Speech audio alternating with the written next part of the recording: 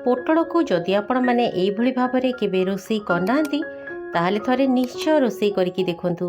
Buttler season सरीबा पर्यंत आपण सबुबेले एमती ही बनेबे। नमस्कार, आपण को काकुलिस क्वेश्चन को बहुत बहुत स्वागत। तेबे चलंतु स्टार्ट करिबा रेसिपी। एठी देखंतु दर्शक बंधु, पोटलर ए रेसिपीटी को बनाया पई टिके बड़ बड़ साइजर पोटल देखिकी नेबे, ताहले रेसिपीटी बहुत ही बढ़िया बनिबो। तो देखंतु पोटलर दुई पट मुंड को काटिदेला परे एमिति छुरी साहाय्य आम या बढ़िया भाव स्क्राच करके तार उपरर चोपा बाहर करदबा। तापरे छुरी बा पनिकी साहाय्य मझिरु एमती गोटे चिरा लगेदबा जेमिति कि एटा संपूर्ण भाव में दुई फाड़ हो न जिवो। एबे चलंतु गैस उपरे गोटे पैन टे बसेबा। एठी देखंतु पैन रे मु अल्प किछि पानी दे देइछि। पानी रे आमे स्वाद अनुसार अल्प लुण मध्य देदबा। एबे याकू घोड़ी की छाड़दबा। पाखापाखि 2 मिनिट पर मु कभर खोलुछि। एठी देखंतु दर्शक बंधु, पानीटा फुटिबा स्टार्ट कलानी। एबे आमे जो पोटल को भल भाव धोईकी रखिथिले से धोईकी रखिथिबा पोटलटी को एथिरे देदबा। तेबे दर्शक बंधु, आपण माने ए भिडियोटी को केउ जगह देखुछंती निश्चय मते कमेंट रे जणेबे, जहा फल रे मु आपन को धन्यवाद दे परिबी। एठी देखंतु गैस फ्लेम को मीडियम रे रखिकी मु पोटल को पाखापाखि 5 मिनिट पई सिझिया पई छाड़ देइथिली। पाखापाखि 5 मिनिट पानी रे फुटला परे एटी देखंतु पोटलटा 50 रु 60% सिझी जाइछि। पोटल एमिति ही सिझिबा दरकार, पूरा पूरी सिझे देबेनी। एमिति 50 रु 60% सिझी गला परे याकू पानी रु छाणिकी बाहर करदेबे। एबे चलंतु गोटे बड़ गिनाटे नै जिबा। गिनारे एटी देखंतु मु किछि कट्टा धनिया पत्र देइछि, आ ता सहित किछि कट्टा पियाज मध्ये देइछि।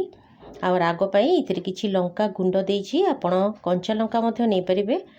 आ ता सहित इथिरे स्वाद अनुसार लुण आउ अध चामच धनिया पाउडर दे देइछि।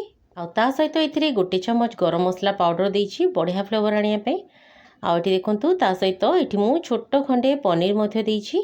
पनीर को आमे हाथ रे भल भाव रे एमिति गुंड करदबा। पनीर बदल रे आपण इथिरे सिछा आलू मध्ये दे परिबे। तो देखंतु एबे आमे ए सब को भल भाव रे चकटी दबा। एठी देखंतु पनीर आउ सब जिंस को मु भल भाव रे मिक्स कर देली। एठी देखंतु एभली भाव में स्टफिंग टी आमर बनिकी रेडी हो गला। एबे आमे याकू साइड रे रखिदबा। पोटल मध्ये ठंडा हो गलानी। तो एबे आमे ए पोटल को हाथ रे एभली भाव में चुपुड़ी दबा। एठी देखंतु हाथ रे चुपुड़ी देले केते गुडे पानी पोटल भितरु बाहरी जिवो। एठी आपण देखिकी जानि पाउथिबे दर्शक बंधु, पोटल गुडी को हाथ रे एभली भाव में निश्चय चुपुड़ी की तार पानी बाहर कर देबे, नहले खाइबा पई पानी चा लागिबो। पोटल रे थिबा सबुतक पानी को मु चुपुड़ी की बाहर कर देली। एबे चलंतु जिबा आमे नेक्स्ट प्रोसेस को। तेबे दर्शक बंधु, जदि आपण मो चैनल रे नुआ अछंती आ ए पर्यंत चैनल टी को सब्सक्राइब करनांती ताले प्लीज चैनल टी को सब्सक्राइब करबा सहित पाखरे थिबा बेल बटन टी को प्रेस करिवे, जहा फल रे मु अपलोड करथुबा सब वीडियो रो नोटिफिकेशन आपण सर्व प्रथमे पाइबे। एठी देखंतु एबे आमे ए सबुतक पोटल रो मझी रे बनेकी रखिथिबा स्टफिंग को भल भाव रे फिल करदबा। जदि आपण एभली प्रोसेस रे केबे पोटल तैयारी करि नांती ताले थरे निश्चय बनेकी देखंतु, देखिबे टेस्ट बहुत बढ़िया आसीबो। एठी देखंतु मु गोटे बाउल टे नेछि। बाउल ले पाखापाखि 4 रु 5 बड़ चम्मच बेसन दे देइछि।